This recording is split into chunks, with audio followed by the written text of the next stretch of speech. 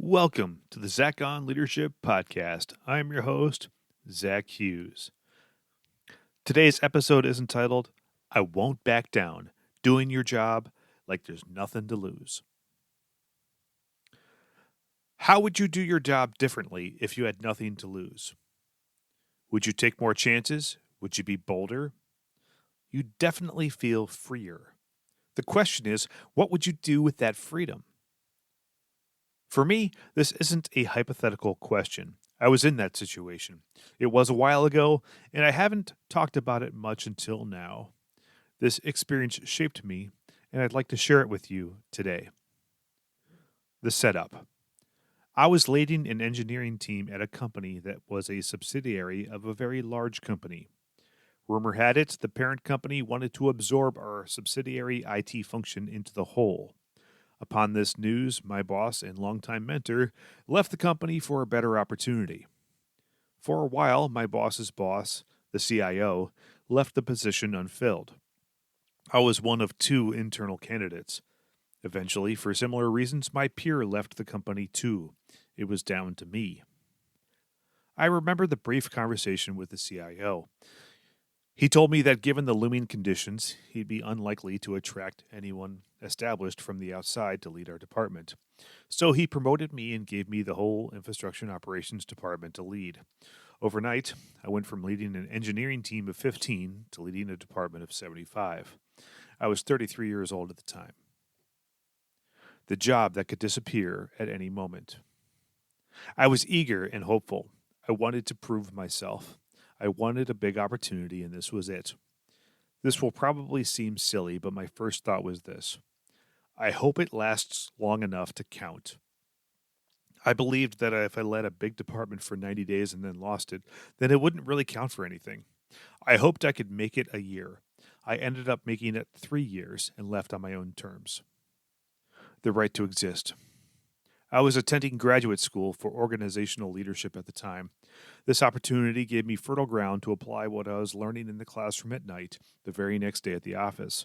I practiced all of the normal leadership activities like strategy, motivation, team building, customer focus, and innovation. Simultaneously, I was playing defense. The parent company had a well funded and well organized machine to analyze and justify the takeover of subsidiary tech shops. I threw myself headlong into it. I did that for two reasons. Number one, I was uniquely positioned to affect the outcome. Number two, I wanted to keep distractions away from my team so that they could stay focused on serving our customers. I won't back down. In this season of my career, I often played the song I Won't Back Down by Tom Petty on my way home from work. It was my theme song for this season. I embraced the process. Yes, I was in a weak position. Yes, the other team made the rules and kept score. However, I had nothing to lose, and that made me formidable. The reverse gap. To earn the right to exist, we needed to be good. Very good. We needed to be better, faster, cheaper, and more secure. I remember a key turning point in the exercise. An analyst had finished assessing part of our organization and prepared their gap analysis between our operation and the corporate standard. The analyst said, "It's a reverse gap. This group would be taking a step backward to adopt our standard. That's never happened before." That didn't end the project, but it sure lost steam after that. I never got the satisfaction of an official verdict. They just put the project on hold and put their energy into easier targets. Risking your job is doing your job. Between Tom Petty songs, I read an interesting book, Deep Change: Discovering the Leader Within, by Robert E. Quinn. To say this influenced my approach would be an understatement. I had this fierceness within me, but this book gave me the confidence to just go with it. I'll give you a few powerful quotes. Excellence is a form of deviance. If you perform beyond the norms, you disrupt all the existing control systems. Those systems will then alter and begin to work to routinize your efforts. That is, the systems will adjust and try to make you normal. The way to achieve and maintain excellence is to deviate from the norm. You become excellent because you are doing things that normal people do not want to do. You become excellent by choosing a path that is risky and painful, a path that is not appealing to others.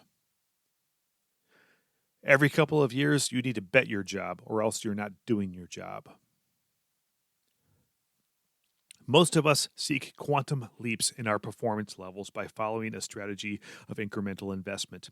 This strategy simply does not work. The land of excellence is safely guarded from unworthy intruders. At the gates stand two fearsome sentries, risk and learning. The keys to the entrance are faith and courage. For those of you who know me, now you know where I get my spunk. Endgame. 3 years of this internal combat took its toll. I began to burn out. I figured there are probably environments out there where I can do great work and not get beat up all day. That search eventually led me to CHS, where I've happily grown ever since. This environment is really quite different. I no longer have a position where there's nothing to lose. I'm quite happy to do what's necessary to remain gainfully employed. I'm also able to take risks in a psychologically safe environment. With all that said, this story changed me forever. Excellence as a form of deviance still defines me. I'm glad I don't need to risk my job to do my job, but everyone should know that I'm willing to if push comes to shove. How about you?